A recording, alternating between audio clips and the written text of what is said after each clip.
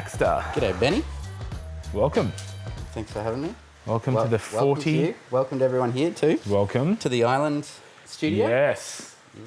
Yes, the island. The overseas that I get away to when I can't get overseas. Yeah. Literally. Across waters. It is. It is. That's it the is. Broadwater. I mean, I guess it's open to the sea. It's the same thing. Same True. True that. So we are on South Stradbroke Island where Jesse resides here at Curran Cove Resort. If you're in southeast Queensland and want a little getaway, Come stay here. hit up my man. Yeah. But yeah, this has kind of become my second home. Yeah. The stuff like, you live here, right? I just say yes, so I get the discount. Good. Yes, I live here, part-time with Jesse. Yeah. Do that. Yes. That's good. Yeah. I'd recommend anyone live here. I think it's great. It is. Got a good vibe. It's nice and chill.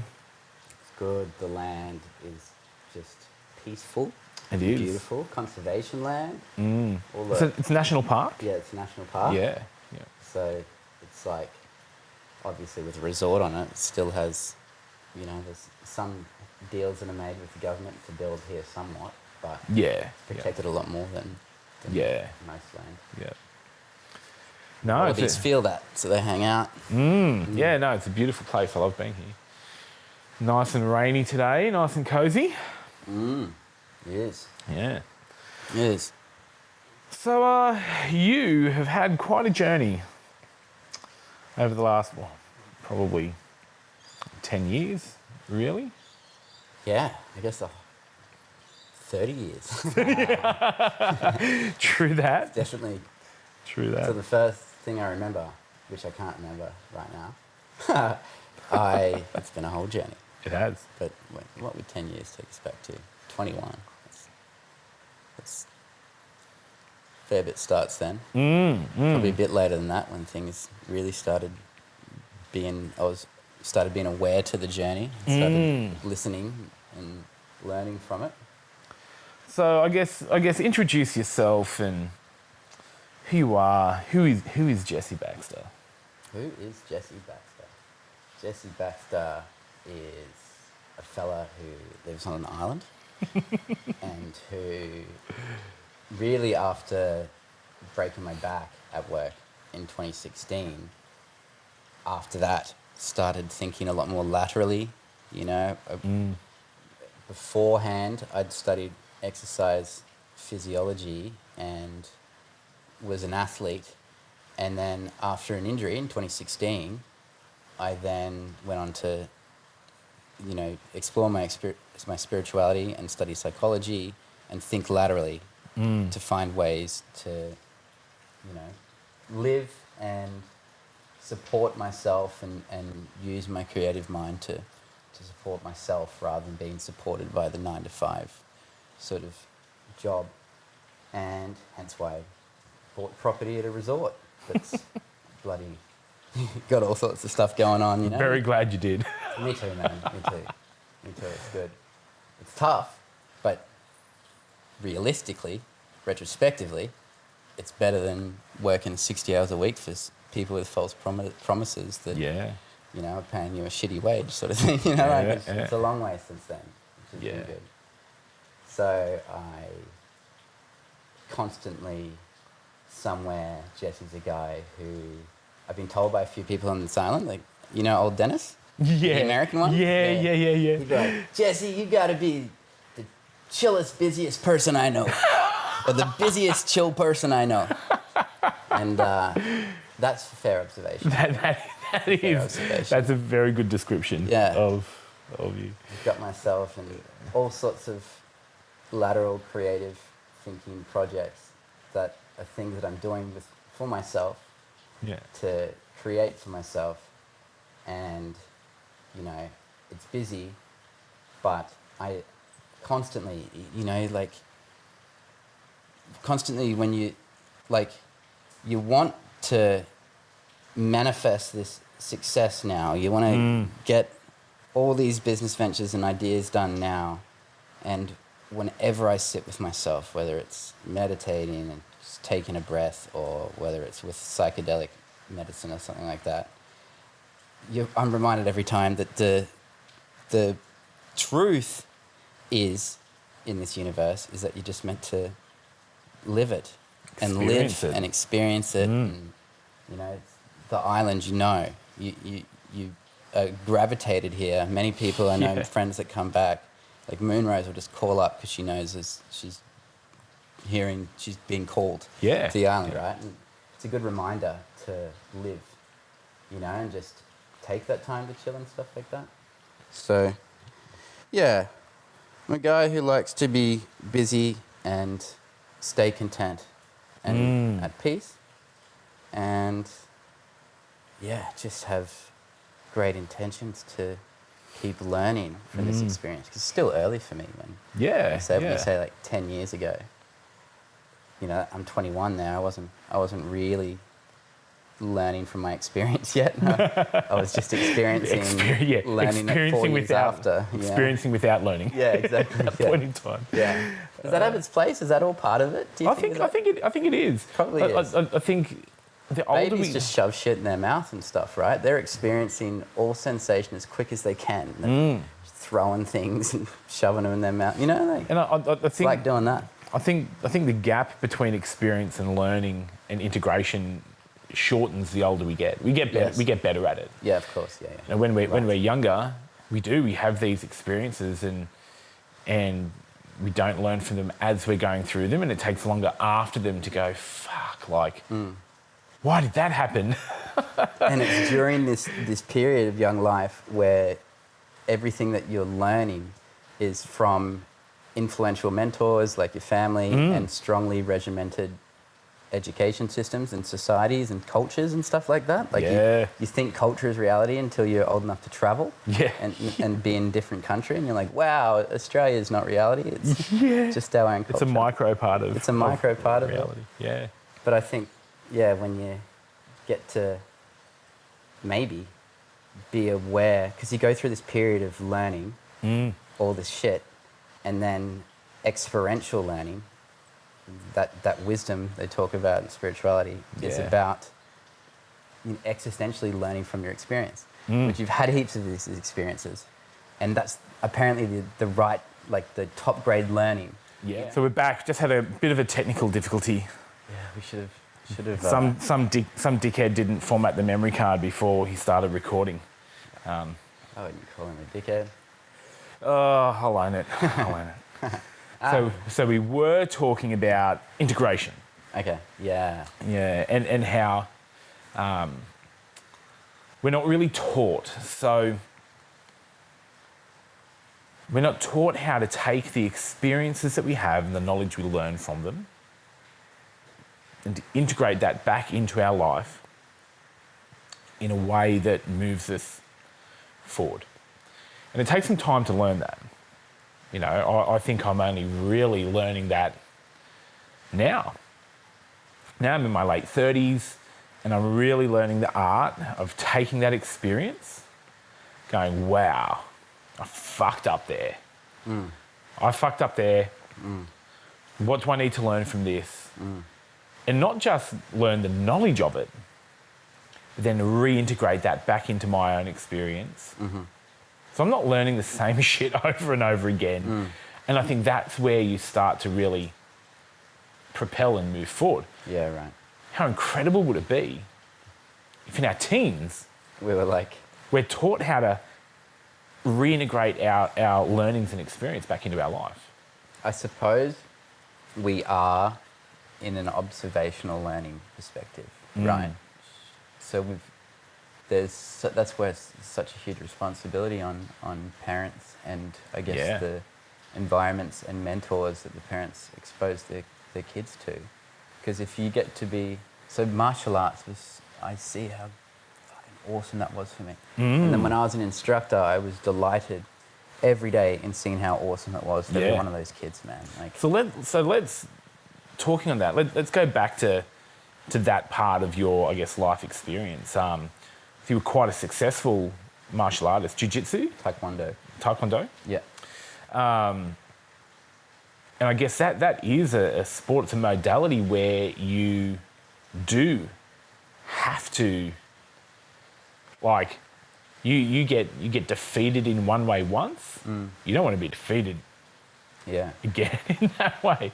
But like, I guess tell us a bit about that experience of that period of your life. It absolutely, martial arts foremost, and then being competitive, a young, competitive, testosterone-fueled lad in Taekwondo, in martial arts, definitely aroused the warrior spirit in me and the understanding of, in Taekwondo, which is Korean, there's 5 tenets of Taekwondo: courtesy, integrity, perseverance, self-control. Number 5, indomitable spirit, right? So it taught us about that indomitable, like, eternal spirit, and like how that can overcome any adversity, like warrior style, right? Yeah. After self-control, interesting. Yeah. You know, courtesy, integrity, perseverance, self-control, indomitable spirit. So there's 3 like positive, like young warrior aspects that were really good for someone who now is very existential and, you know, like open to, you know, moving hippie nomadically like with things, you know, and very much wanting intentionally to return to calmness around in my life, and managing to get ever better at the experience of being consistently content. Back then, so not desire fueled for competitive motivation anymore, or pride fueled, right? If you think of competition, there's this aspect of pride that's so prevalent in, I guess, your adolescence and childhood as well. Proving for that men you're the particularly, best. yeah. Maybe Maybe not men particularly, but in well, anybody that has that particular way. competitive drive. Yeah. Yeah. To just go get it. And I did, and I was good at that and everything. And yeah, it also had us grounded, particularly when you're young and becoming a senior quickly, right? Yeah. Because I started when I was 5, which is unusual. People don't normally start that young. So I got my black belt when I was 12, which at the time was as young as anyone had gotten a black belt. Yeah, wow. There's been a couple younger since, but at the time there was like 12, I was like tied youngest age, right? Was that something you wanted to do that young, or was it a bit of a family thing? Well, my older brother was 2 years older than me, but it's suiting my vibe, and maybe starting maybe I was slightly more influenced at 5 compared to 7, or not quite settled into a personality or whatever. I don't know. For whatever reasons, I excelled ahead of Jack. Yeah. And he was 2 years older than me. And then my younger brothers and dad ended up all joining. And they all got to black belts, and my youngest brother got his black stripe. But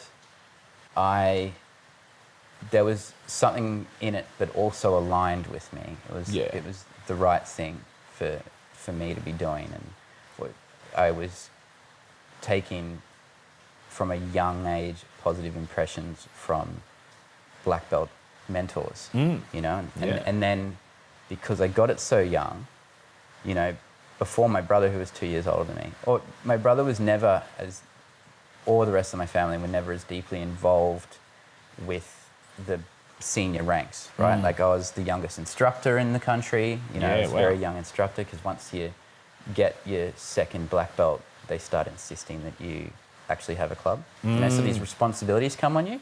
Yeah. So it's like a compounding effect sort of thing, because I started when I was 5, and then compounding over the years. By the time I'm 12, I'm inheriting, and I got my senior black belt as well, which you're not meant to do.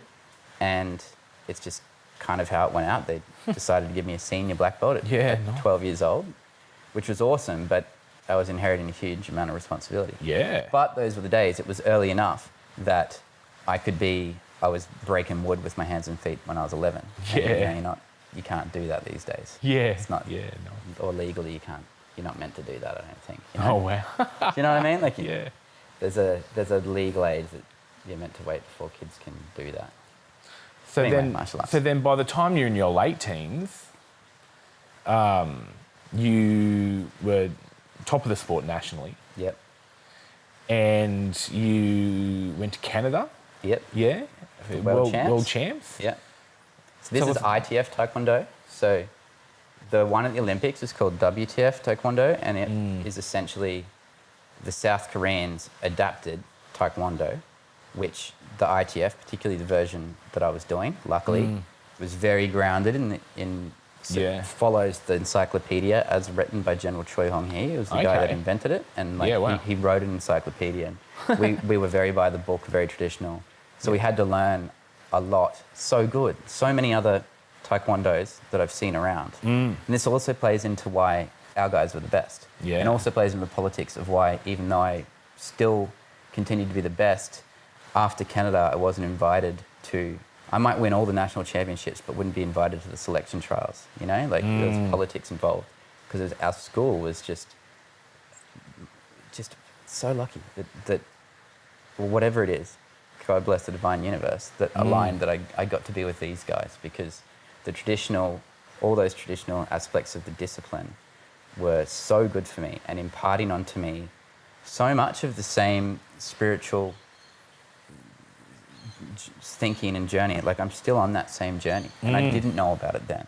Yeah. I wasn't experiencing it as a spiritual experience and a spiritual set of values, but I was certainly taking them as a discipline in that sense. I guess it set a subconscious foundation for that stuff that's come along later in your life. Like, to be 5 and have to say courtesy, integrity, perseverance, self-control, and indomitable spirit, right? And we would do student oath. And the first thing is, I shall observe the tenets of Taekwondo. I shall never misuse Taekwondo. I shall be a champion of freedom and justice, and I shall build a more peaceful world. Yeah. Right? Beautiful values. A champion of freedom and justice means I will not let unjust things happen, but build a more peaceful world is I wouldn't use violence to sort out problems, including with violent people. You know? Yeah. It's so good. Yeah. It's like those, I guess, the teachings of those monks that are like proper Buddhist monks, but mad kung fu Shaolin artists or whatever. Like, they make themselves into weapons, but they're building a peaceful world. You know? Yeah. Anyway, where were we going with that? So Canada, Canada. and you had a bit of a mishap Yeah. in Canada. Start of the... So that's probably the start of the fuck-up experiences that unfold, that I've shared before. Trained my guts off. It was grade 12. I was 16, and I went to the World Championships in Quebec City in Canada, which is awesome because it's like as far away as you can fly, man. It was like a 38-hour trip for the Australians, right? Like, because we were underfunded too compared to like every other country, particularly ones that were doing as well as us. Like New Zealand, there were kids my age that were making 50 grand a year in funding, you know what I mean? Wow. We didn't have that in Australia. That's in New Zealand. And they're a better nation at Taekwondo. They're one of the best in the world for that reason. Wow, crazy. They held a world championships that they won. I think they came first in the one the world champs they held. Anyway, dislocated my knee before my first round, warming up with my training partner. He's a couple of years older. I was just doing like a jab punch and then a rear leg high turning kick, or roundhouse people would call it. And you have to rotate your standing foot out so that your knee can move. And my foot just got stuck. And so all this weight, and all this weight is force or torque is coming across my knee. And if it's not toes aren't pointing out that way, then the knee can't move laterally. Yeah. So it just laterally dislocated. I fell on the ground, I'm in tears, and my training partner's going, I didn't do anything. And my dad's going, fuck off. Sabotaged. And they strapped me up, the physios and that. And then I hobbled out and fought this Polish guy. I just couldn't kick, man. I couldn't run around properly. So he won the fight. And I think he went on to win the whole thing. And that crushed me, dude. That crushed me. That was huge. I was like, I was in Canada in those parts, man, that northern part or wherever it is, like Quebec, Banff and Jasper, like those Rocky Mountains and stuff. Yeah. Or whatever it is. What are those mountains? Banff and Jasper? I don't know. Yeah, I think it's the Rockies that run. Is that the Rockies? Along the Canadian border. Yeah, so beautiful. And my dad, who was friggin' legend, had 4 sons and managed to bloody pay for his own way across to the other side of the world, 38 Yeah. hours away from me with Canada. Just wanted to be able to see a bit of Canada, and I was just crying all day, every day, dude. You know what I mean? It's like it was like all I was into. And I came back and was rehabbing and was in a bit of its depression, but managed to do enough to get the OP I needed for what was called human movements at the time for that first degree. So got back and did enough. And then, that was sort of, I had plagues of injury and a long rehab process, and they remain, right? This is part of the story of the journey, right? Yeah. Physical, and it turns up in David Hawkins' teachings and stuff. Injury, and like things like, who's that guy who wrote "The Body Keeps the Score," or "You Are the Placebo," and then Joe Dispenza's sort of stuff. All of that talks about how something like that can be a manifestation of some blind spot, maybe. The energy you're operating out of. Yeah.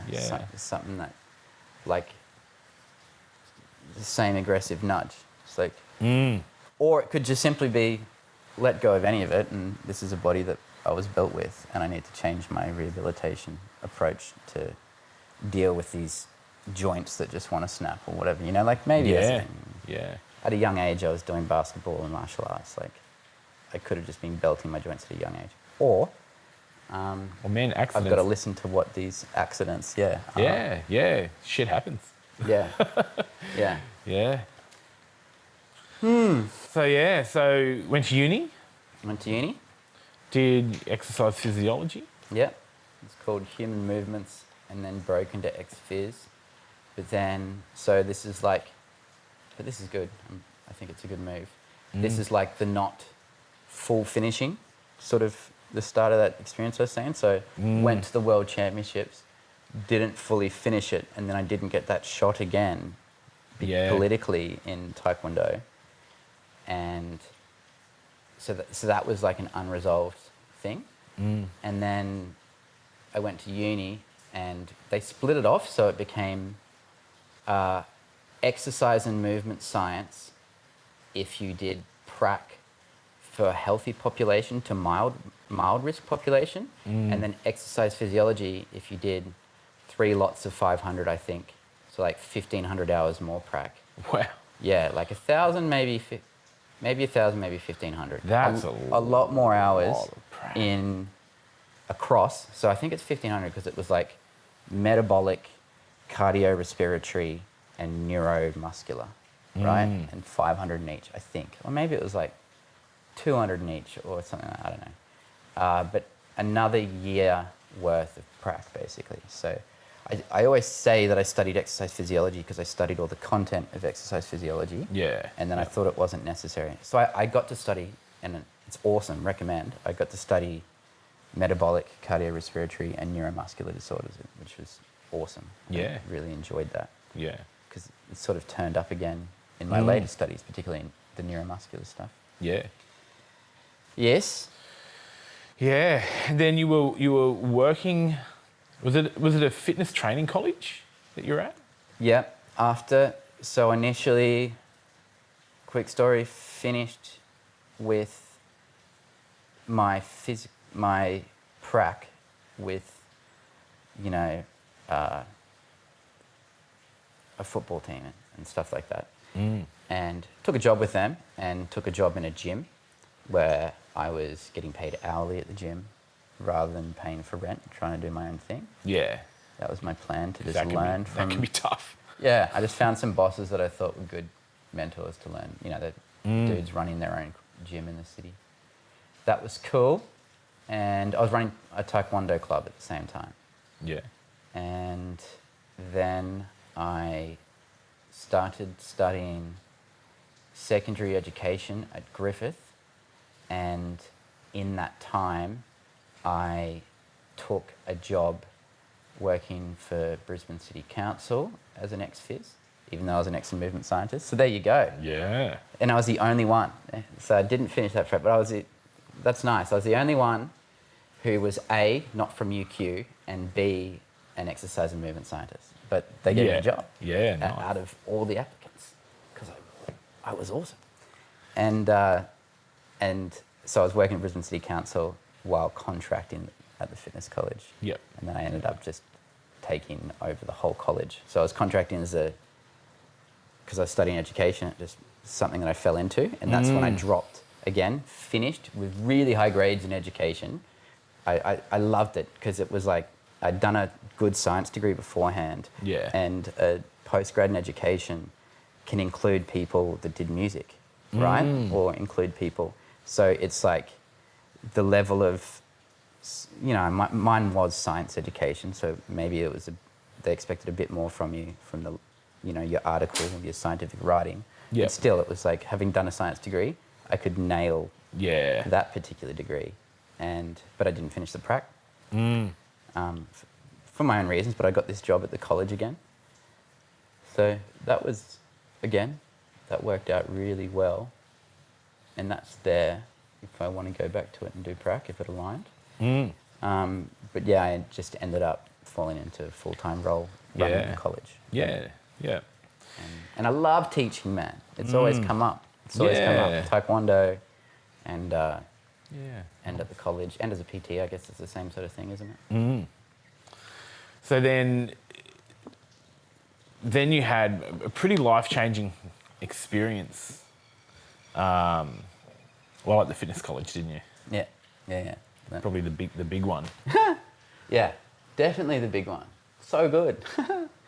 I broke my back doing a prac class at the fitness college.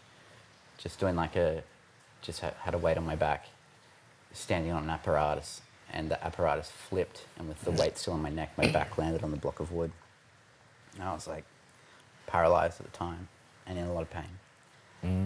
And basically it was, I take now, my experience, my lesson that I take now from it, retrospectively, is that it was a letting go of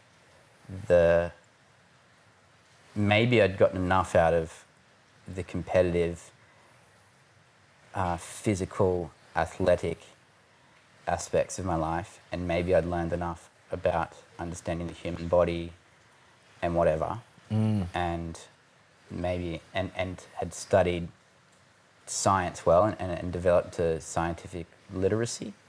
So maybe I'd done enough of that to have to take a metacognitive approach, which brought me to spirituality and psychology, the desire to understand the brain, the desire to understand the spirit. So I think that was like and done in a way that I had this suffering and this physical embodiment of pain, right? And we know that the brain doesn't define physical and emotional pain in its perception differently, in the reactions of the amygdala. Experience is the same. Yeah. Yeah. And the only thing that stops it from creating a physical manifestation of that pain is that it can sense, so your somatosensory cortex or your motor cortex, if you move in the area, can sense, like, I see, so to compound this even more about how amazing our brain is, I see you experiencing pain in your hand, and I am firing, having an amygdala response and a skin conductance response and stuff, showing that I'm experiencing the same reaction as you to it, except I don't have the physical pain in my hand because I've got these mechanoreceptors and nociceptors and stuff that are feeling just the safe nature of atmosphere on my skin. Yeah, the normal, the brain, the brain is here. firing, but the nerves aren't being triggered. Exactly, yeah. Because it can, it go. It's like, I'm experiencing that. There's no barrier between Jesse and Ben. Jesse's experiencing that. And then it's like, oh no, that's not me. That's not this body. That's an other body. I guess that might be aligned to really what empathy is. Yeah, it is. It is. When they talk about response. empathy, they measure pretty much amygdala activity. Yeah. And they do skin conductance and stuff like that. And so a great one. So many good points on this. But a great thing. So when I got into psychology and stuff, I plunged knowing that classic me. I have ADD too. Let me try and stay on one spot for us. Quick side story, and I'm not going to lose my spot here. I got this. I dedicated consistently a lot of my study to understanding of chronic pain from the psychological perception, because I was like, yeah, go me. I'm an ex-phys. I'm going to rehab my back with all this physical rehabilitation knowledge that I have, right? I worked at Brisbane City Council rehabbing bus drivers with bad backs, I've been there. I was like, I got it. And then when I'm 18 months, 2 years later or whatever, I'm having a lumbar fusion operation because I'm still experiencing chronic nerve pain. I'm like, okay, there's more to this pain perception process. Yeah. So I dedicated, by the time I was doing psychology, I'd had the experience of letting go of the attachment to suffering in meditation experiences, right? Yeah. And turned a focus on the intention of letting go of conditions and these things that I hold myself to, including attachment or identifying myself with this pain experience. When I was going through that, I went and dedicated my time to getting this from a scientific point of view so I could share it, and phantom limb pain. So now we're back, cameo, over, backstory over.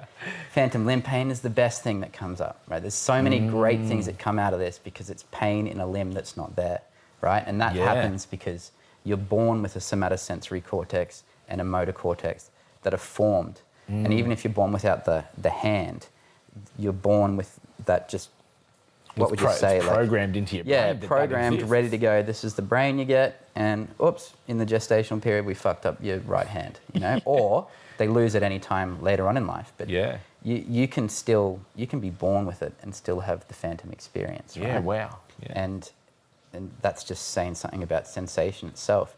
But what happens in phantom limb when they're watching someone else and empathically receiving someone else is that if I don't have a right arm and I'm seeing, for example, in a scientific study, that they'd just like pierce someone's hand with a needle.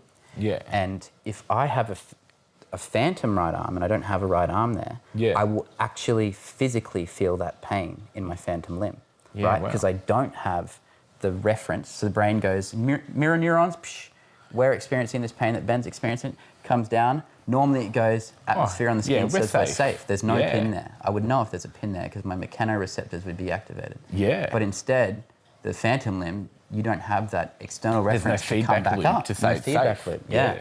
So they can very much experience that pain. Yeah, and wow. As I notice, my tummy's turning now just talking about it. I struggle to see people roll ankles and dislocate knees and stuff. Yeah. Because I've had a plague of those. I've had operations on my ankles and feet and dislocated that knee many times after Canada. And it's like when I see it, I feel it. Fully feel that experience. Yeah, you know what that pain is.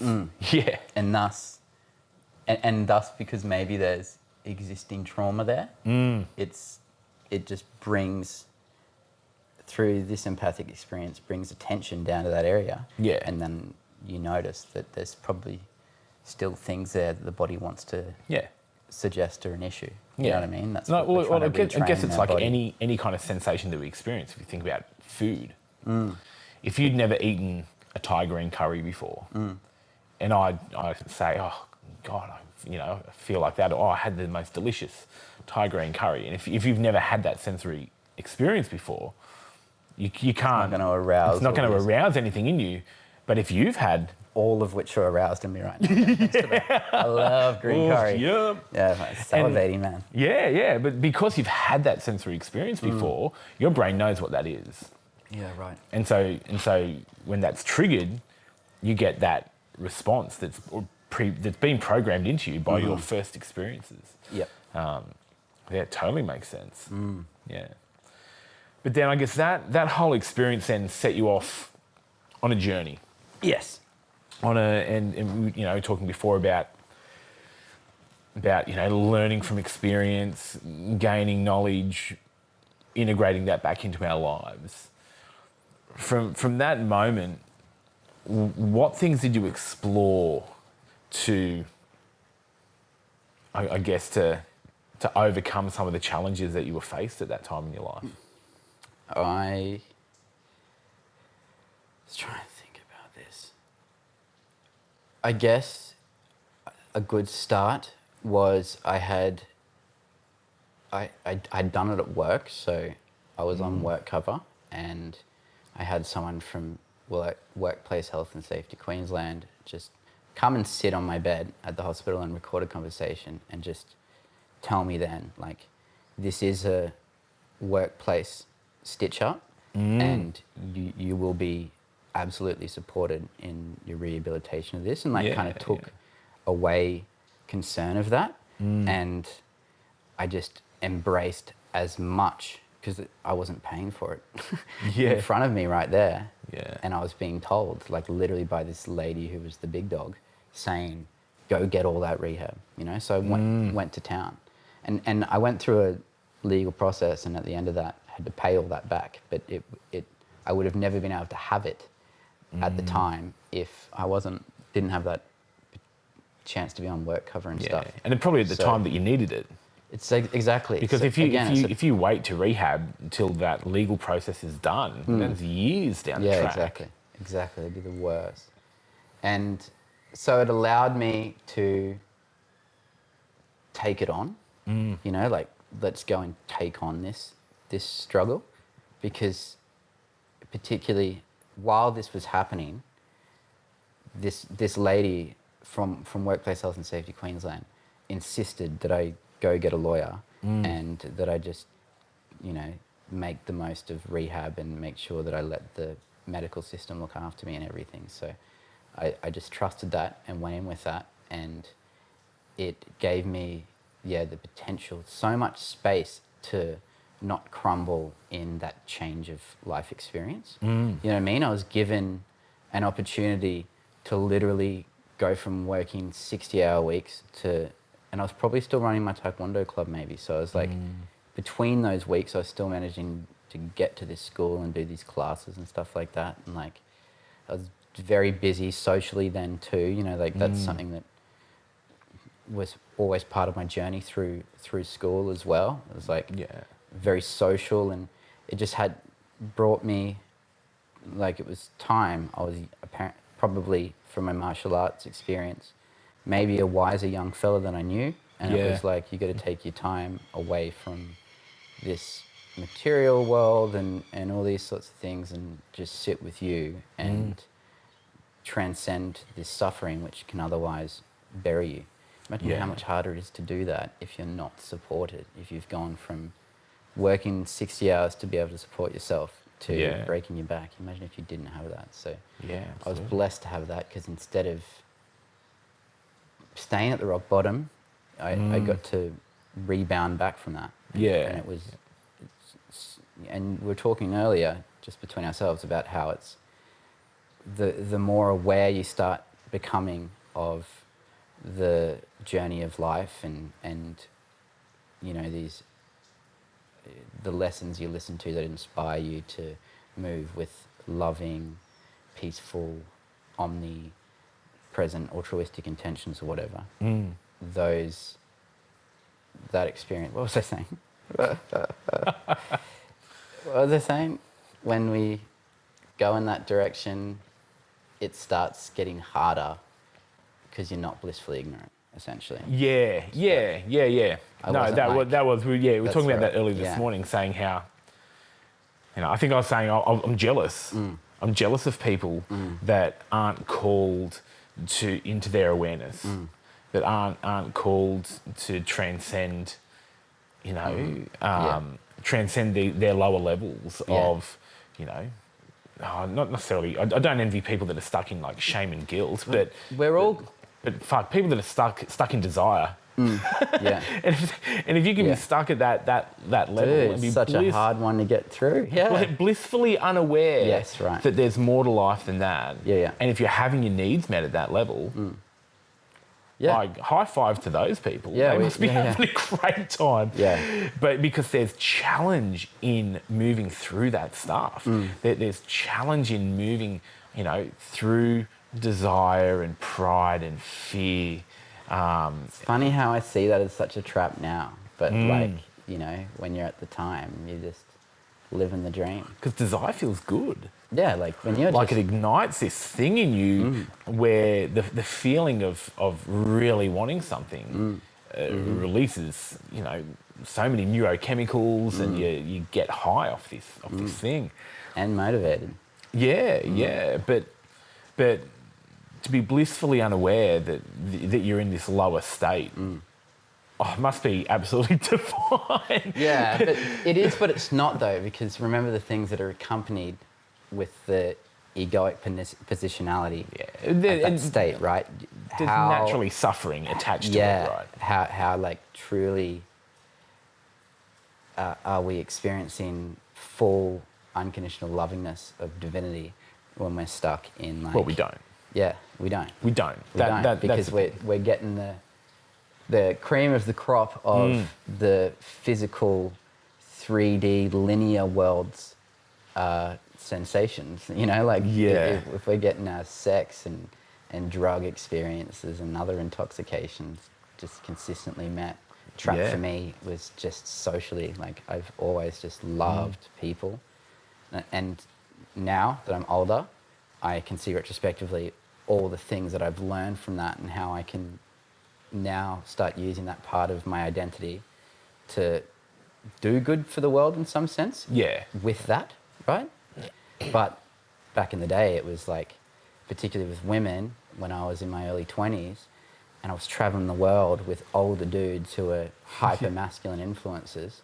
Yeah. I was just living the dream, having lots of sex and intimate experiences with women all over the world, as if they were some sort of, drug in themselves, just because I wasn't meeting whatever I need to integrate myself about feminine intimacy. Well, it becomes about that neurochemical hit, doesn't it? Yeah. It comes about that, dopamine release and the, getting those physical needs met, which satisfies to a degree. But like a sugar hit or a drug hit, it had the crash. Yeah, which is if you're always the great something that I really appreciate and keep telling myself that I'm doing good at is by actually trying to come into being more self-directed and not of the influence of people. So trusting, I can't help but have pure faith that this universe has brought this person, every person that I have full trust that that's meant to happen for some reason. Yeah. But that reason can theoretically be because Jesse has to learn that that's not someone he needs to give too much time or energy to. Yeah. But yeah, it's like a constant test of, have you integrated? Yes, exactly. The lessons that you've already learned, or the experiences that you've already gone through. It's so harsh when you're aware of it and not integrating it. Yeah. It just comes at you so harsh. And you're held in this love at all times. It's always unconditional appreciation. Yeah. Nothing's expected of you, but if you want to be a king player, then listen up. Yeah. And that you're right. When you become more aware of it, then it's game on. Yeah. When you're aware. My own journey over the past 12, 18 months, some intense learning. And that, like I said before, I feel like I've only just gotten to the point of conscious integration where I'll have an experience. I'll go, okay, I need to explore that. I'll do the learning. But then recognize that, hang on, the universe will then give me an opportunity to integrate that learning. Yeah. So, I've gone through quite a journey with my own, masculinity and redefining that. I'll have an experience where I go, wow, I've fucked up somehow. Let me figure out how. I'll do the learning, the reading, the research, talk to people, like get that knowledge and wisdom in. Such a trap. But then that's only half the experience, Yeah. right? Exactly. The next stage is the universe going, all right, I'm going to give you an opportunity here. Yeah, an ultimatum. Yeah. I'm going to give you an opportunity to take that fuck up experience, the thing you just learned, and integrate it into your life. Turn it into wisdom. And yeah, my life's been full of that. And once you're aware of it, it will show up time and time again. And your job then is to integrate it and to move through it and to grow. And that's why ignorance is bliss is maybe, I don't know if it's a saying that's misconstrued or if it's a sarcastic saying, but I take it more as a sarcastic saying because, or at least from the spiritual teachings that I've come across, like Buddha, for example, when they talk about the level of, enlightenment or close to enlightenment that is bliss. Yeah. It's literally because you're completely transcended all the attachments that are resultant of desire or like of those things that seem like, what, that guy's bloody, got a Ferrari and 5 girlfriends, so he's killing it. And that guy thinks he's killing it. He's like, man, I got all this money. I'm doing good drugs every day. Like, I'm killing it. We don't call that bliss. We call that pleasure, right? Whereas bliss, ecstasy, is, at least in spiritual vocabulary, is something that's up here.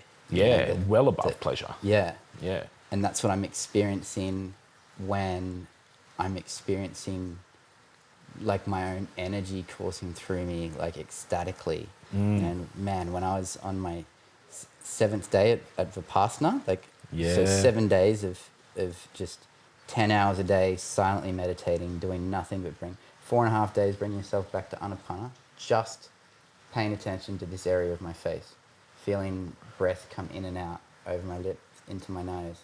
And then when you get to by the time I got to day 7, the pain and any attachment to any sort of gross or passing experience or anything, I was actually there experiencing my attachment to all that. And a big part, and I couldn't get there until I could nail, I was keep being told by Goenka, don't be attached, aversive to the negative sensations, don't be attached to the positive sensations either. Yeah. And when I truly let go of both sides, just my whole body fell into an ecstatic, positive sensation. I was just this.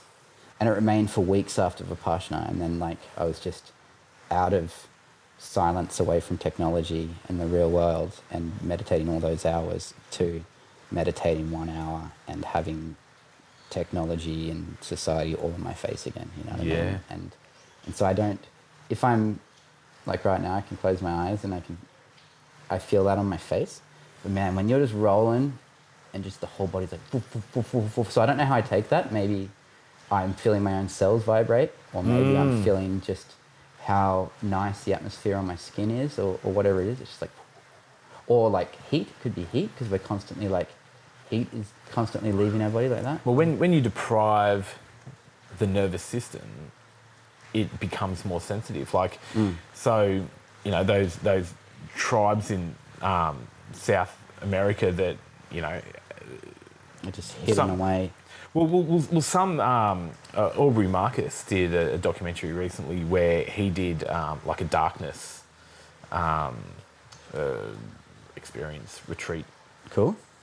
And there's these Sweet. young, shamans from birth, I guess, and they're actually raised until adulthood in the dark. Right.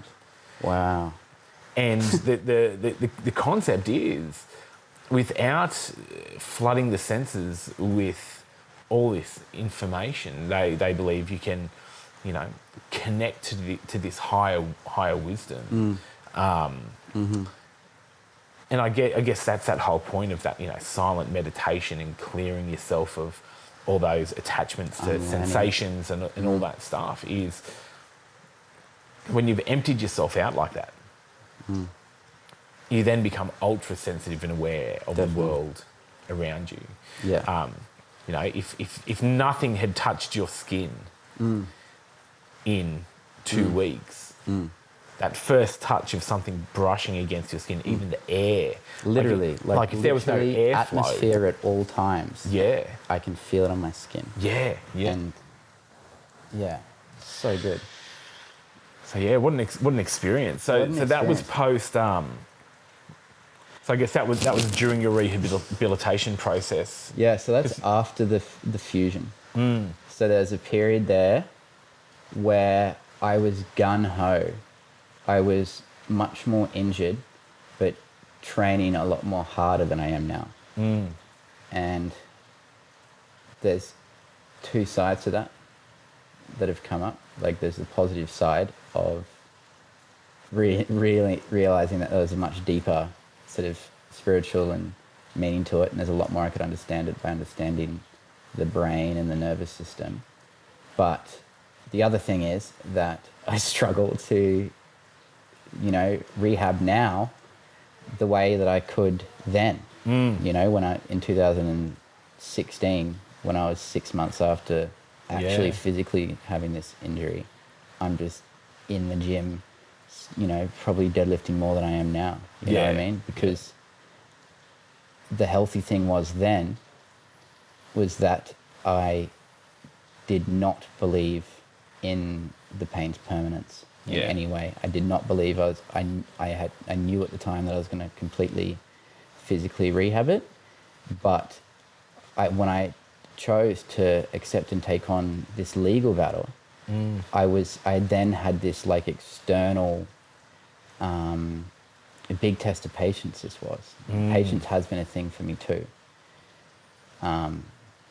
Still is a big test of patience that I had to just sit there and accept that I had all these lawyers and medico-legal doctors that were poking me and prodding me. One side that are trying to show that you're a malingerer and you're 1% injured, and then the other side, which my lawyers have held, you know, 4 different medical legal specialists in different fields there that are trying to say Jesse's freaking 30% permanently disabled, right? So you've got this battle, and then being reminded consistently, fairly so, at good advice from lawyers, to not be too positive in the way that you're talking to doctors and stuff, because it's all recorded and it could be used as misconstrued evidence. Yeah, that's so, right.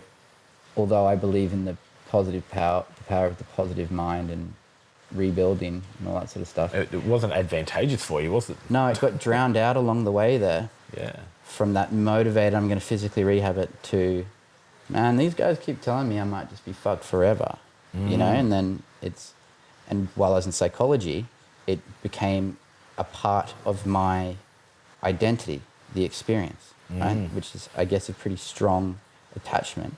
I made it so because I realized that I'd be a good voice for the chronic pain and invisible illness sort of demographic, because I was someone who had studied the body, studied the mind, found an integration of things that was working, and had the knowledge to be able to just share.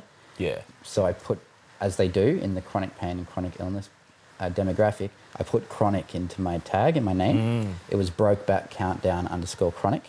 And Brokeback Countdown because I thought it was a hilarious play on words. And I thought that my rehab journey would come to a fruition on this account. So it was a countdown to me getting through this. Yeah. And then I added the chronic there so that I could be identified by that demographic. Do you know what I mean? So, which in some energetic way was me identifying with it, which is can create a pretty strong attachment to the suffering of it if you allow it. So I ended up moving away from that for a bit, so I could, just in case there was some sort of stigma that I was holding on there, I had to let that go. I still intend to come back and be a good voice for people in that thing, but it's interesting. People, when they've experienced pain, a type of pain for that long, really do, create an identity of, that much of it is stigma, and that's why there's so much awareness advocacy around chronic pain and invisible illnesses because it's an invisible thing. Yeah. Of course I've felt a lot, and it's no one's fault at all that people have questioned and been like, is Jesse's back really bad? Like that bad? You know, particularly when it was like, I was on work cover. So there's all these other societal things like, you know, he's potentially bludgeoning on work cover. Well, work cover's insurance, right? Yeah. And the job of any insurance company is to try and not pay the claim. Yeah, exactly. You know, that's what they do. The insurance companies aren't there for you. They're there for them. They're a for-profit company that's there to make money. And, I mean, if people out there haven't dealt with compensation before, there's two parts in injury. One is when we're talking about permanent disability, it's what percentage of permanent disability do you have? But then there's this other part of it, which is responsibility. Right. Right? So who's responsible for it? Right. Yeah. So, and you would have gone through this with your legal battle, exactly. they go, okay, we determine, just say they arrive at, 30% permanent disability, everyone agrees on that, they determine a figure that would cover your, for how long. I think it's like, they do like 20 years or something like that. Yeah. A period of time. So they determine a dollar figure, but then they go, okay, where does the percentage of responsibility lie for your own safety? Your own, determinant of risk that you were taking for yourself in that action. So they might say, well, you could have been wearing better shoes and, you should have checked the safety of the equipment before you used it and blah, blah, blah, blah. So you are 40% responsible for your injury. Right, yeah. And the workplace is 60% responsible. So of this total figure, we're only going to give you 60%. Yeah, right. Right? And... Yeah. The lawyers were really smart because I didn't want to sue my employer. I knew it was the gym, and my friend who worked at the gym, like my best friend from 5, who worked with the gym for the gym, was like, bro, they took that apparatus off the floor straight away. Yeah. They're already making these claims. I was like, get a photo of it, like. Yeah. That was a big thing. Yeah. And like straight away he was like, they're gonna make claims that, they're gonna make this difficult and say that like it had nothing to do with them. They wanted to be able to make the claim that it wasn't left out on the floor and stuff like that.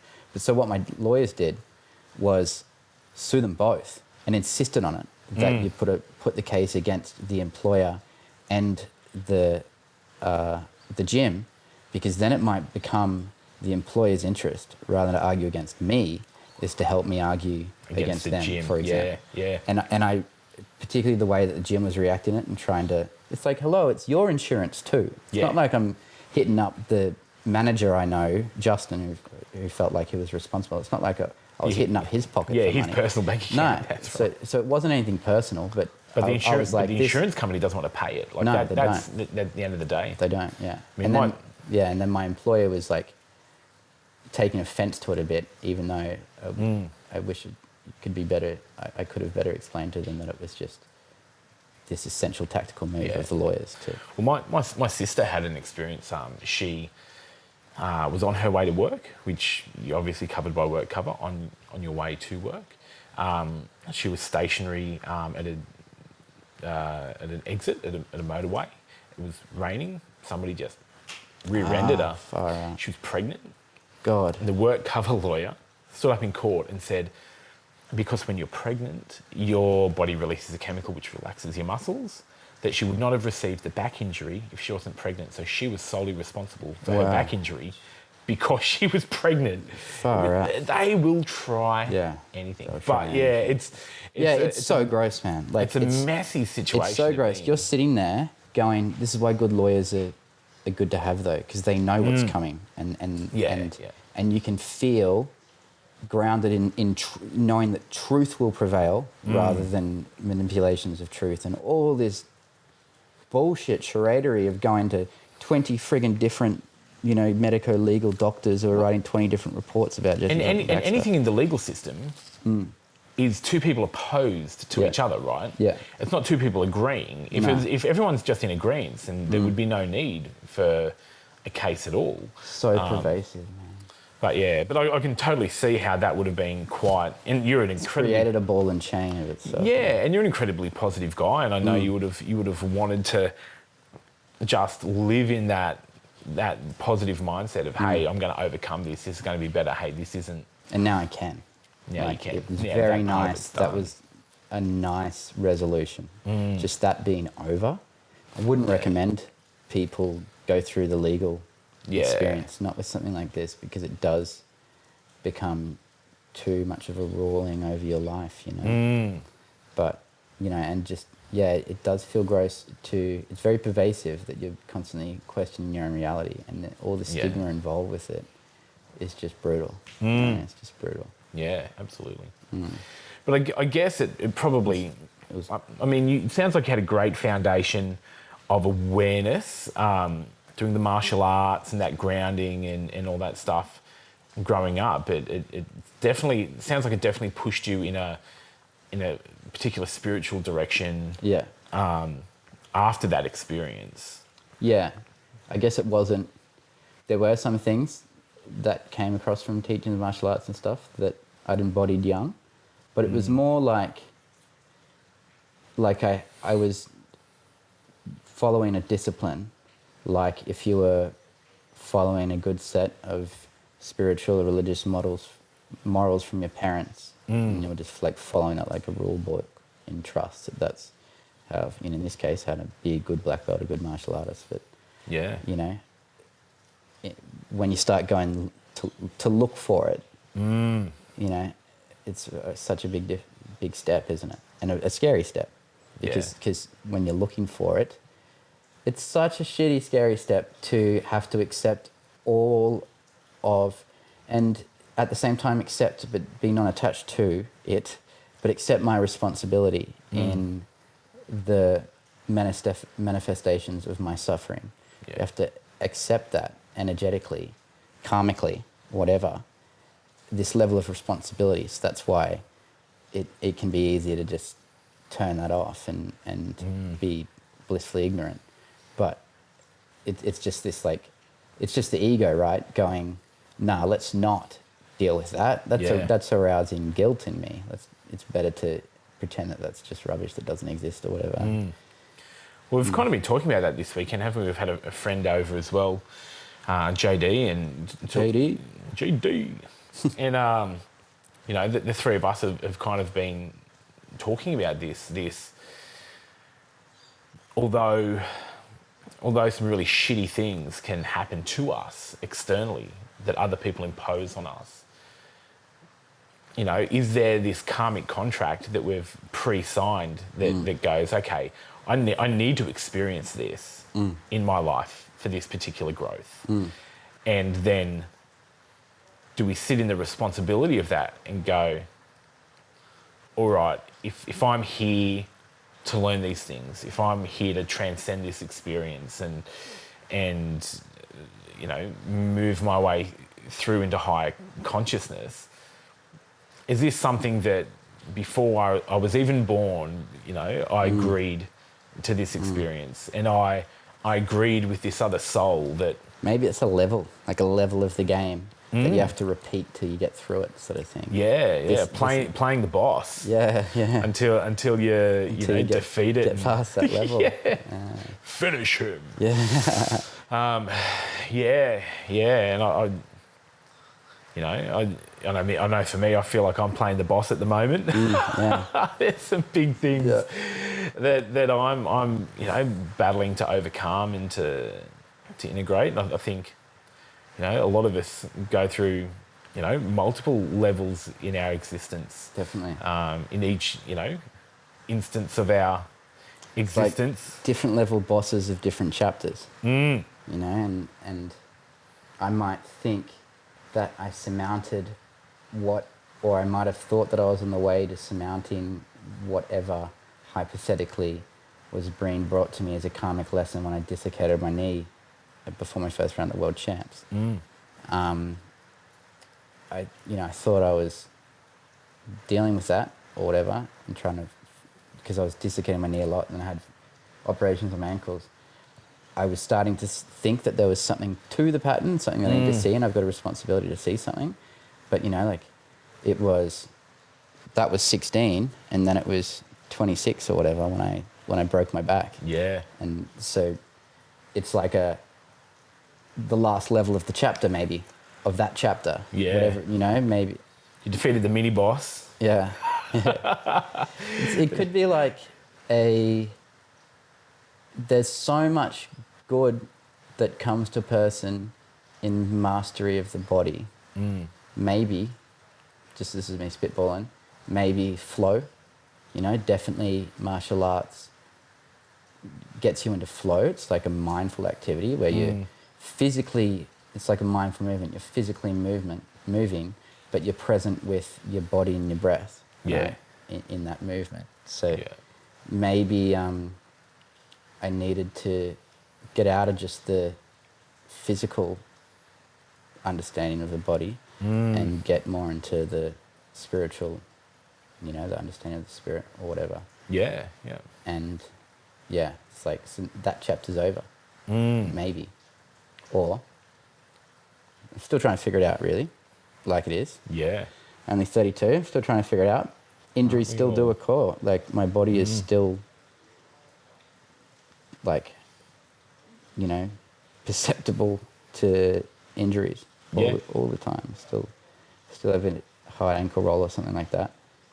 But I feel like, you know, I've been listening to it now and I get it, and I've come a long way in understanding of myself outside of just the existence in this physical body and what I can do with it physically and how I can understand it physically. Yeah, You know what I mean? It's been a huge change. I could have just stayed teaching hyper attractive female figure models everything about the human body. Living the dream. The ignorance is bliss dream, right? Like, I was shredded, and it wasn't to look good, but it was because of physical competitive sort of reasons, harder, better, faster, stronger. But I was like still materially involved in dominating the physical, you know, being this physical beast, and also just, and being surrounded by that. And maybe, you know, the potential toxic aspects that come involved when, you know, 80% of those around you, unfortunately, in that industry these days, are all very much aesthetic based. Yeah. And it doesn't need to be, it's not, I shouldn't say like it's a negative thing, but it obviously can be a trap. As much as it can be liberating, it can be a trap as well, just like anything. Yeah, that's right. I'm enjoying this. Benny? Yeah, it's good, hey? Thank you. It's good. It's like if you enjoy listening to this, you should come and be on it. Yeah. It's good for you to be talking about your own. Yeah, it's interesting, isn't it, to talk about your experience and relive it? Because the crazy thing is, like, everybody, it doesn't matter if you're, you know, famous or not, or rich or poor, or, you know, successful or not successful, whatever you deem that to be, we've all had these experiences. We've all lived life. And, you know, what were we talking about before? Something along the lines of, is life suffering? Like, Yeah, that was Gautama Buddha. Yeah. When he was, it was like his first moment of, I don't know what the word would be, but it's where his journey started, I think. Like he was observing nature, which is something he liked to do as a young prince. And he said to himself, when experiencing the physical suffering that is existent in nature at all times, you know, something was getting eaten by something or beat up by something, and he was like, he must have seen like 10 things at once and just was hit with this. Is life all suffering? Yeah. And it is, as long as you're attached to it. Yeah. You know what I mean? And man, isn't that the something you put me onto a few months ago was David Hawkins, which I've been reading his book Letting Go. So good. Fucking fantastic. Read Letting Go. Yes, Good advice. Read Letting Go.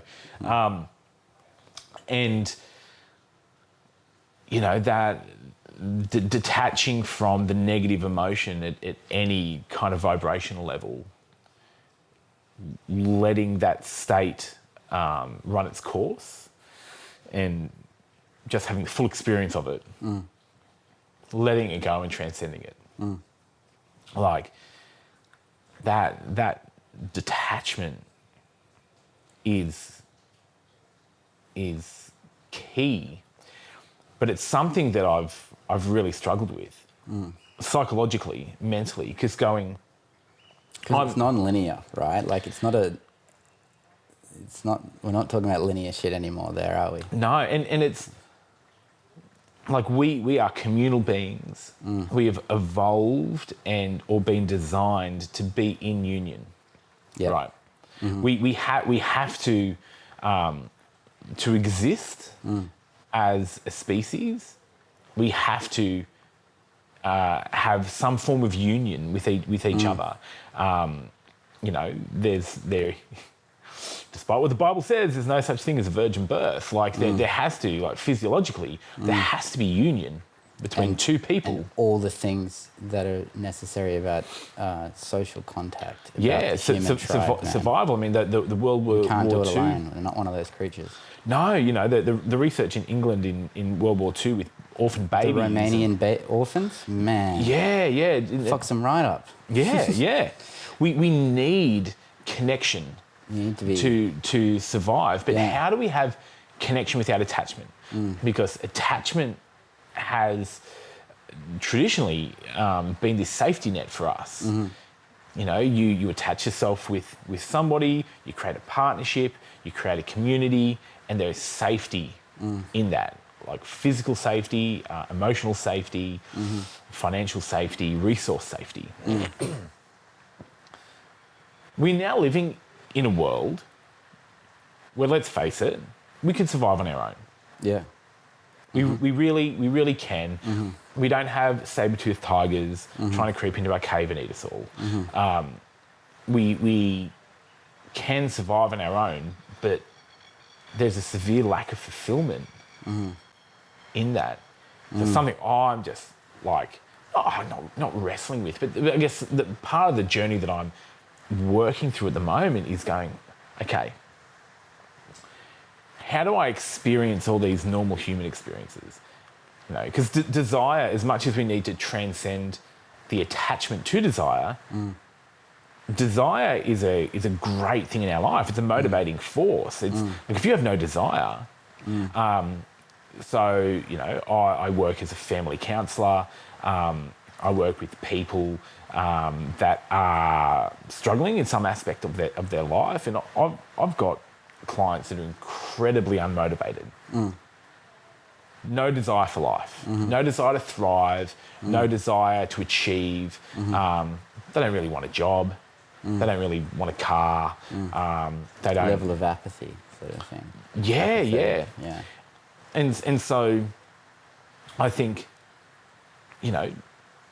some of these things can be a positive thing in our life, but on the flip side of that, that kind of Buddhist philosophy and a lot of the great teachers have all, kind of shared that knowledge that attachment is suffering.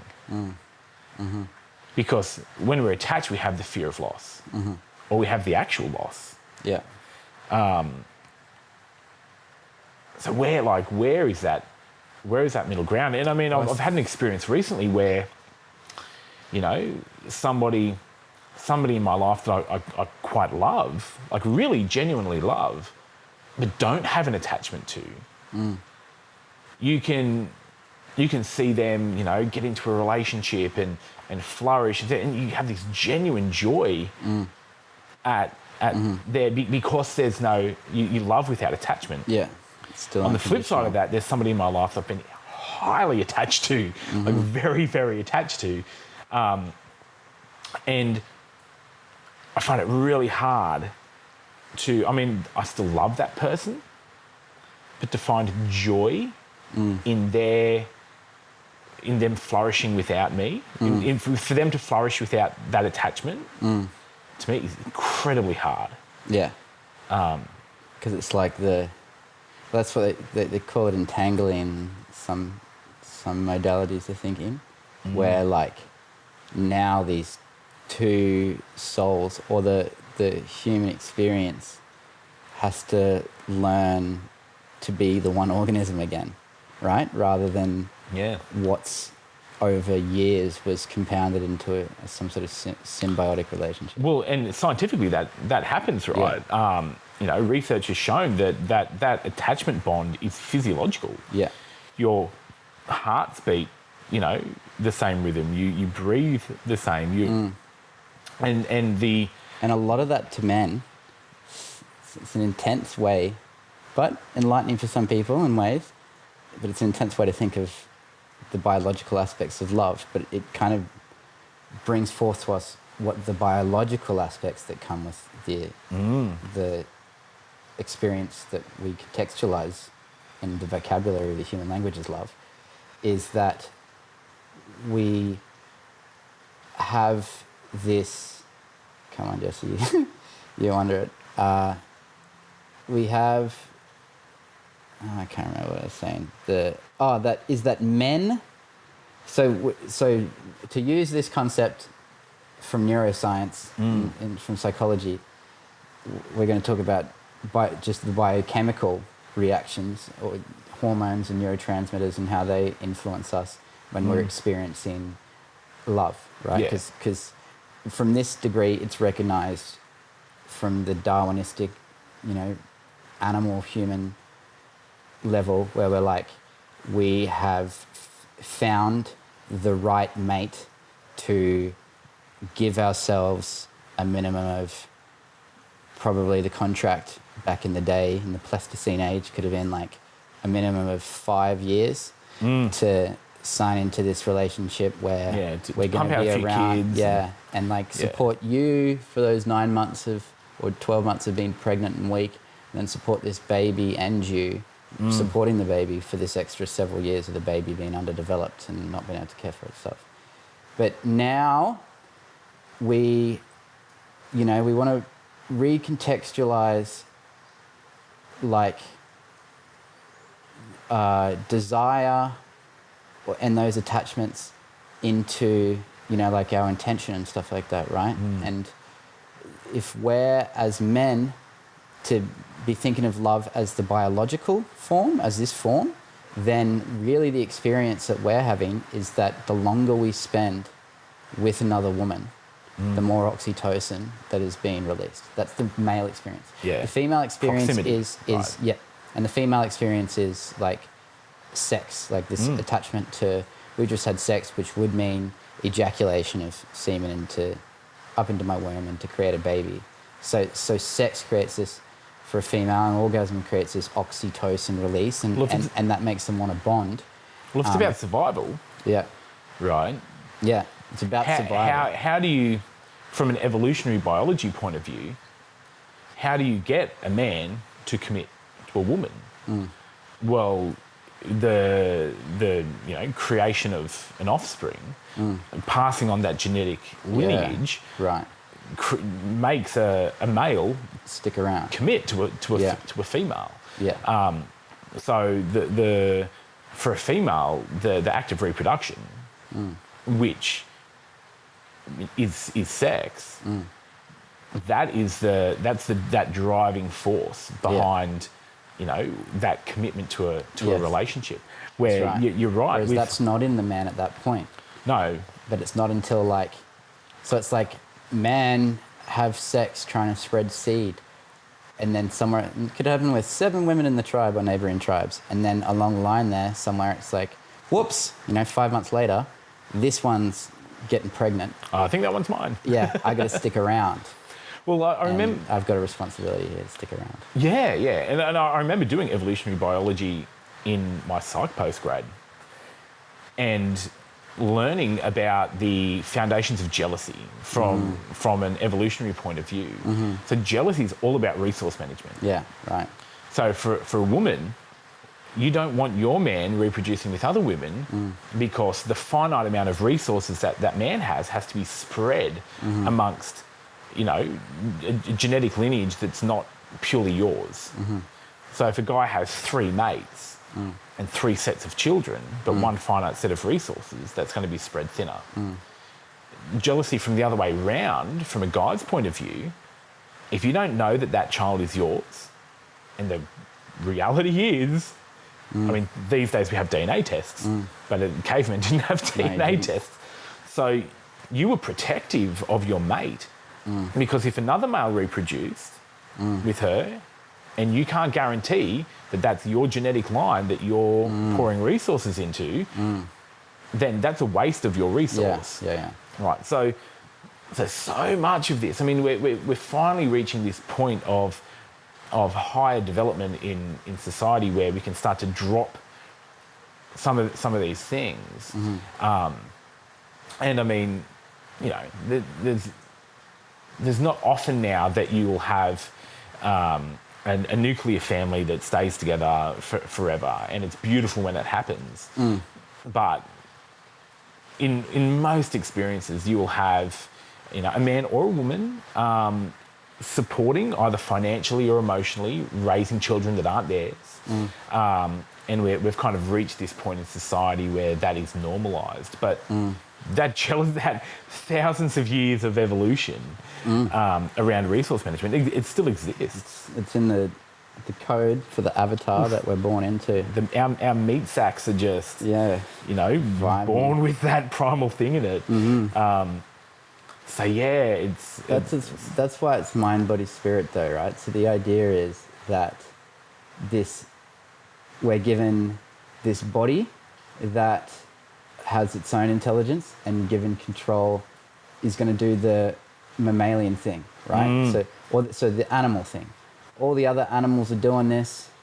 This consciousness comes into this human body, but this human body is at the parameters of the animal world. Yeah. And we come in with this consciousness, and it works into the human development that the prefrontal cortex gets a particular amount of attention in our Darwinistic development, or influence of mushrooms or aliens or gods or however we want to think of it. But all that DMT inside the reason why we seem to, even though we know we're all the same, all this consciousness on the globe and all this physical matter is made of the same shit, we know that humans are moving a different way to other ones and have a different path in whatever we're bringing to this universe. But we develop the mind. So the body has its own intelligence. Then the mind, rationality, how far did the Greeks and the Romans and that get with philosophy that came from rationality, and then the Renaissance period where the beautiful mind was, well, actually maybe that's more the spirit when we start talking about creative, what we can bring into creation. So it's very much like we've got these 3 different intelligences that we can listen to, or that can ride us, right? And when we're in a wild animal world environment, then we're going to be, the emotional state throughout the day of one of those tribal men in the Amazonias, or Perus that you're talking about, that are hidden away, and they're just out there in amongst it in the bush, just doing their thing. They're not going to, they probably have much less of a problem with allowing emotion to be fleeting. They probably have much less problem with ruminating and manifesting their own I imagine moods. they're incredibly stable. Just like a deer or a wallaby, right? Like a wallaby might check me out, might be okay with me, might freak out. If it gets anxious, it bounces away like hop, hop, hop, hop. Yeah. And the motherfucker's chilling again. Right? Yeah. So, Much easier to regulate. That would run the game when we're in the crocodile swamp, and it does when we perceive ourselves to be in a metaphorical crocodile swamp, right? Yeah, the monkey mind. The logical brain has done so much for us, but it creates the trap of thinking that the human brain, which is attached to categorizing everything, we think that it can understand everything. And that's where it's such a struggle to be using this beautiful rational mind to try and understand a non-linear concept like lovingness and the non-attachment of, you know, the vibration of lovingness from consciousness to the physiological experience in the body, or the, you know, logical, rational stories of the mind. Yeah, You know what I yeah. mean? Like, they're three different concepts of So what love is. that attachment thing that we were talking about is really operating more on the biological level, and maybe the trick Definitely is. is in you know, our high levels of consciousness mastering our biological intelligence. Yes, right. Integrating that into it. Because it's like, there's these things like the lungs breathe themselves, and the vessels contract themselves, and the heart pumps itself. Yeah. You know, and all those things happen, the exchanges of sodium and potassium and calcium to allow the muscles to beat, like the heart to beat or the muscles to contract. It's like, it's crazy. It's all this cellular level of physical intelligence. Yeah, so it's like, and it's brilliant, isn't it? Yeah. Like, it's such a complex system. it's such a beautiful creation, and it's vibing with an intelligence, isn't it? And Like, we don't have to put any thought into its operation. No, and it's put into the genetic endowment, like the coded avatar that we're given. Yeah. And so that's like, it's funny. I think it's fair to say that it's divine, like all creation.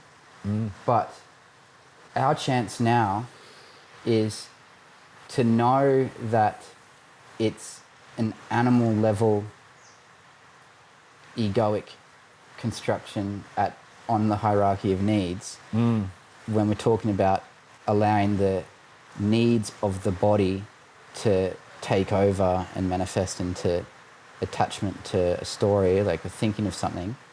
It's like, yeah, it's ego. It's a divine part of us, but it only serves us in the real case of survival. Yeah. And it will keep living itself divinely so if we can listen to it, but not ignorantly to manifestations of the body or mind, but listen to it as coming from the point of consciousness itself, or soul, or... Yeah, and I think there's no kind of disregarding the psychological aspect that's linked to the physical aspect with attachment. Like, if you look at those World War II studies, I mean, a baby can still be fed and kept at the right temperature and get enough movement and all that kind of stuff for normal physical development. But there seems to be something about the emotional need being met of human connection and interaction. So, absolutely, man. That is directly linked and interacts with our physical existence. And I think, you know, I guess that's part of the journey that I'm on at the moment, is going, maybe it's not about attachment as this whole thing that's negative. It's what are we attached to? You know, are we attached to an outcome? You know, I think I was doing some work with my psychologist at one point, and he asked me to describe how I felt in a particular scenario, and I said the visualization I get is like a sci-fi movie. And I'm on the outside of the spaceship, and I'm working away, and something flies off and pushes me back, but I'm not tethered to the spaceship, and I'm just like floating off into space, and you're watching this spaceship get further and further away, and you're just drifting off into nothingness. There's nothing to anchor you to it. And that was the feeling that I had, and I realised... Sorry, continue. I like that term. Yeah, well, I realised that the attachment to this person in my life was my tether to... It felt like my tether to reality. That's right, yeah. And without that attachment there, I'm just floating. I'm just floating in nothingness without being tethered to somebody else. And I guess my learning from that, which, I guess I'm in the process of integrating, is I need to be tethered internally. I need to be tethered to myself, anchor myself to this earth, instead of using... The earth anchors us to it, right? It's the largest body around us. It's got the biggest gravitational pull, and it holds us down here, and we get all sorts of nice things from having our feet in the ground, electromagnetically and stuff like that, because we're an electrical meat sack being. But theoretically, the big thing, think about ayahuasca experiences and the Buddha's experience, and what David Hawkins would have to share is that's the point. When you've become untethered to the craft and you're floating off into the abyss of space, and you realize now that you're loved and safe and have nothing to fear, that's like the full letting go, right? That's actually, I think, what's going on when someone transcends to that level. Yeah. Because that's what we talk about as the benefit of experiencing a death in ayahuasca would be, it's only beneficial to you if you let go of the attachment to the fear of death. Yeah. And if you can move with life, it's powerful. How many people have that experience, right? Yeah. That death experience. We have a friend, in an experience that in the sharing circle the next morning was describing all the different ways that he had died. Like 10 to 20 deaths in one night, man. What did he say? He said, I loved each one more and more and more. And he was excited to see how he would die next. It sounded good.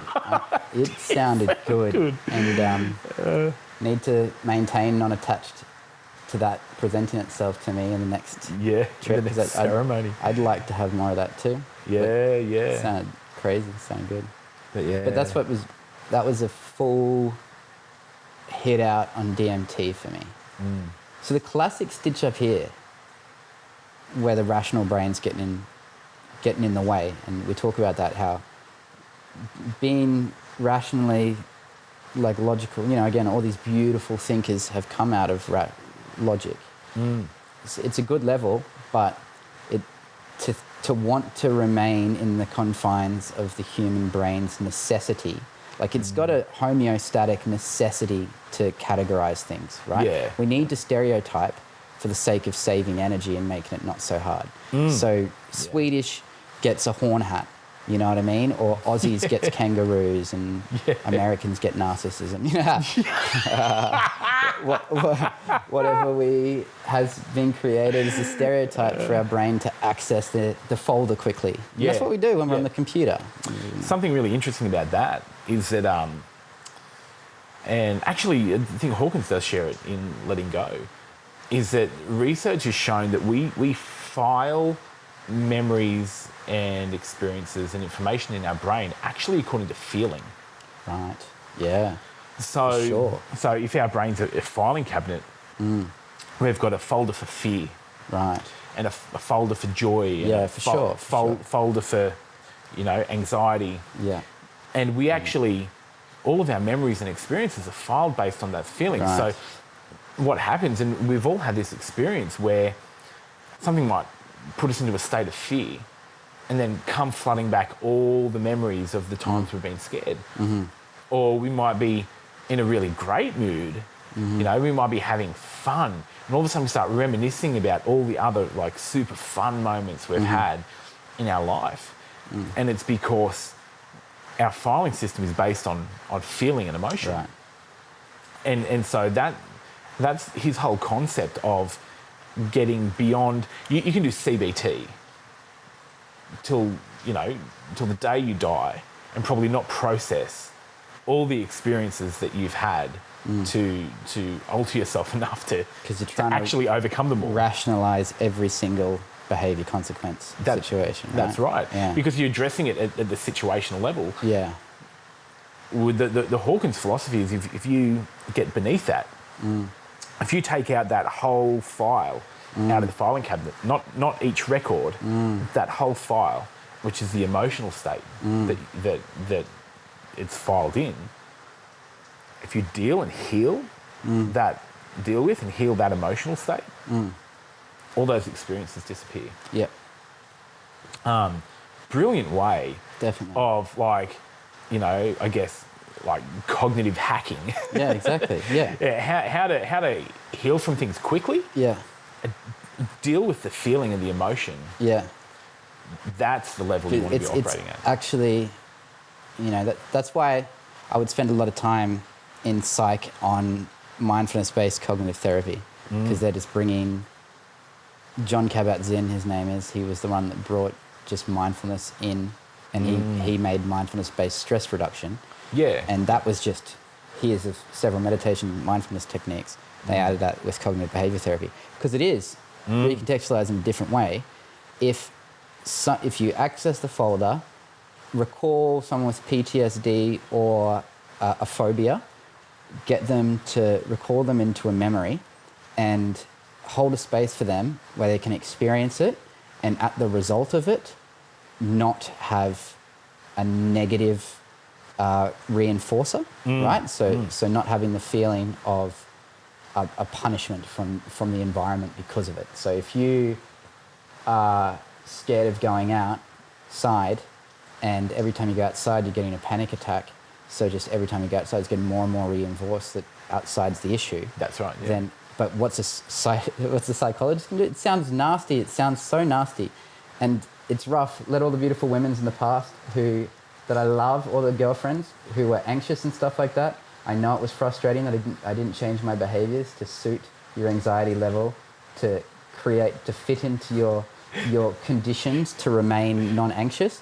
But I knew it was good for us to allow us to experience the anxiety with a result at the end that was positive, and now I've gone through that experience, and it's not gonna, the more you do that, so the more you allow yourself to cross paths with the dog, the more you're gonna have the positive, I didn't get bitten and have my face torn off. Yeah, well, the only way to overcome a fear is to face it. Is to feel it. Right? But we have to feel it, I suppose, I suppose we have to feel it with intention to let it go? Or... Yeah. Well, we have to feel it, and then do a bunch of work to reframe and reprocess what that emotion is. Yes. I mean, if you just continually re-feeling a trauma without that extra bit of reprocessing, you're just going to be re-traumatized. Yeah. You have to consciously face the fear. Yeah. Like Hawkins says, one of my favorite quotes, to paraphrase, is we can transcend guilt, which is a low vibration, into wisdom, which is a high vibration, or maybe integrity.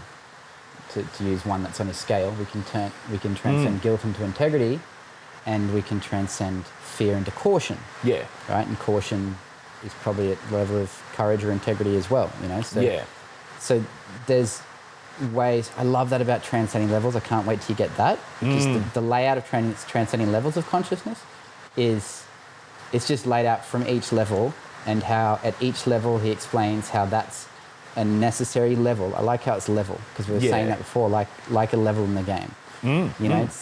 It's obviously anger can motivate us to improve our life more than apathy did. Yeah. Right? We're angry now, and anger is then we can get from anger to desire, is now like another step up to a more motivating thing for us to each one live carries for. more energy, right? Yeah, it's a higher vibration exactly. and carries more energy. So anger is actually not a bad place to be when you're trying to transcend. Because there's enough energy there to drive you into the next level. Exactly, and it does. It certainly does. It's a big one for a lot of people. Hey, to find themselves after anger being the driver for their experience of changing something. Yeah. Then desire into pride, which is better than pride, into then courage, whatever. Yeah. Neutrality. Yeah. Up into the upper echelons of enlightenment. So they've all got their things. Like we go, I take responsibility for how for whatever my responsibility is for this thing manifesting, this lesson manifesting into my life again, I'm going to take the energetic responsibility that I have here. I'm going to take responsibility for that. But I'm not going to, it's not going to be something that I hold over me and ruminate on as like a super ego and feel guilty about. Yeah. Instead, this is my chance to turn that guilt into experiential wisdom, you know, or that fear into caution. Okay, then why did I have this feeling of fear? Because I felt like my boundaries were being overridden and I was going to die. So what do I need to learn from that is to just be cautious of those sorts of assailants that might be out there and to not call them in or allow them into my life or whatever. You know? And then you're moving on a beautiful vibe because you can just like see it and be aware of what you used to fear and then just in the presence of it let go of, not experience that fear. When you're doing that, everything seems to be at peace. And I think the thing, you know, we've talked about it not being linear in the fact that, you know, you could be really, like, in general life, operating at a level of love. And somebody kicks down your front door and puts a fucking gun in your face, you're going to experience fear. Like, it is a human response. You're not going to go, oh, I feel loved right now. Like, but it's the ability to, you know, when that experience is done, recognise what that is, let the emotion of it, let the feeling of it process and you know, fulfill itself, and then transcend back through it. We're never going to sit in this one perfect state. Energy in motion, right? And that is what the process is. Yeah. You know, amygdala sparks off the physiological reactions in the body of anxiety. Blood is purposely being pumped to my heart, lungs, and legs so I can leg it. You know?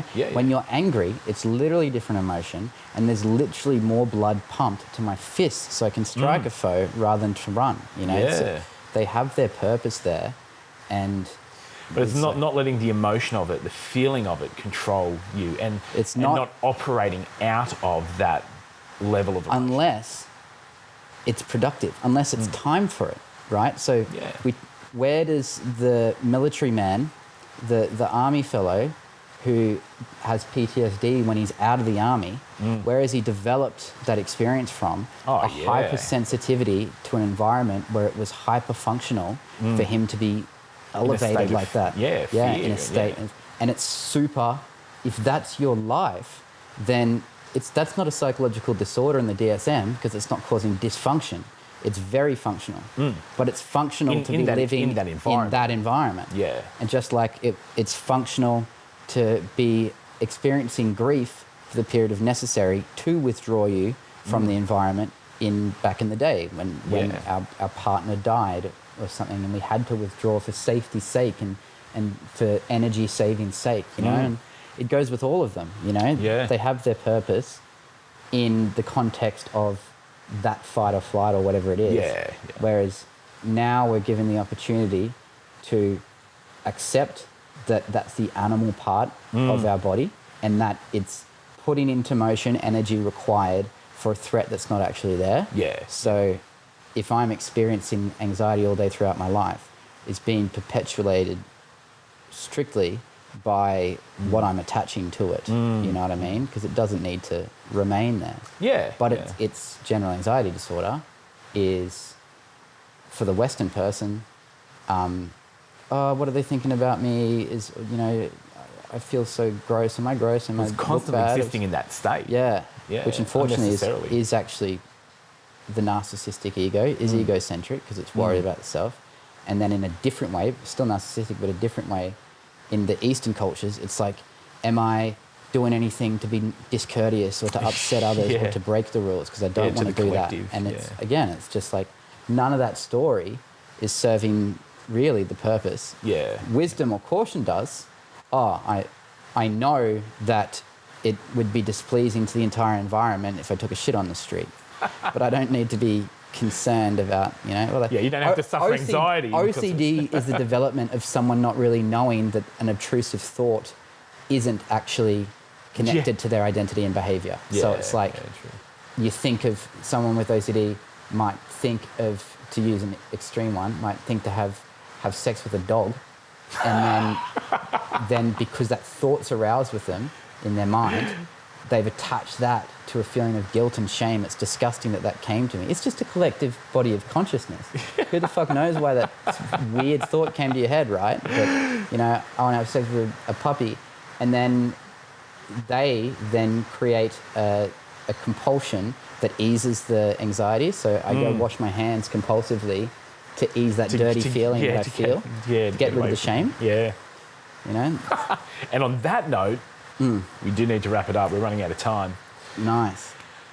What's one nugget of wisdom you would give to people in this moment? This is what you get with us, Benny, like a big round circle of things. We end up on talking about having sex with puppies. Yeah, there you go. Yes. I would say the one thing to leave you with is to ask the puppy for consent. Make sure you get formal consent from the puppy or its parents if your state has legally made that the case these days. Oh, No, dear. Oh, dear. One piece of wisdom to leave us with is to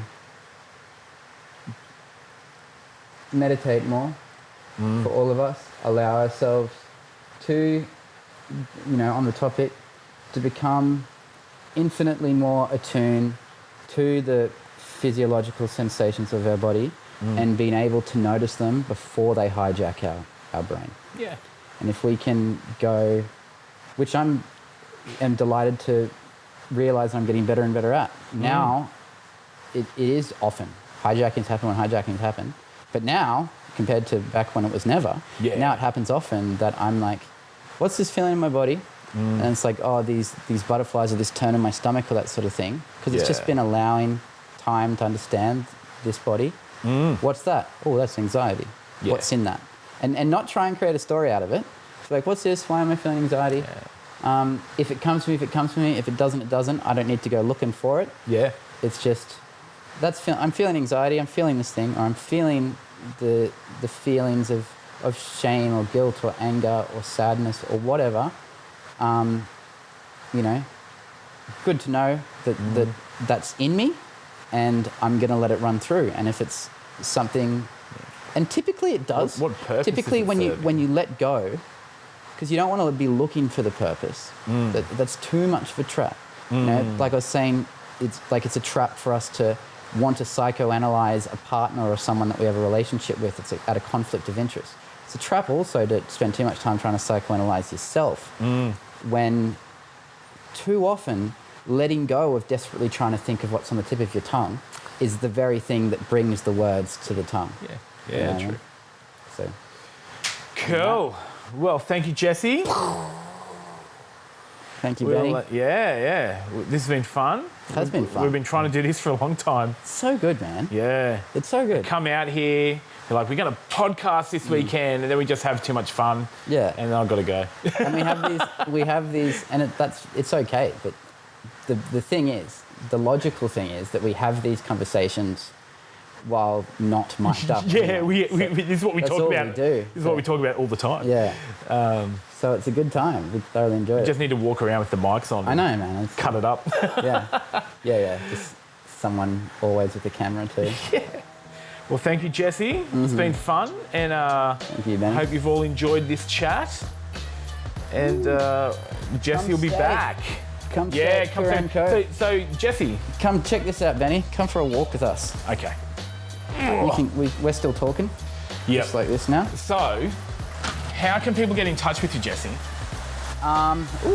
at the delightful colours. White balance is. Yeah, it's a bit wild, is it? Doesn't matter. There it goes. It's beautiful. Rainy day, but it's beautiful. It's good. We'll. Yeah. Instagram. Jesse Baxter _chronic. That's where people can find me. Yes.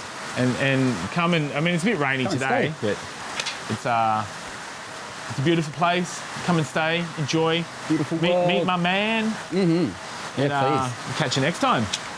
Bye. Thank you. Bye.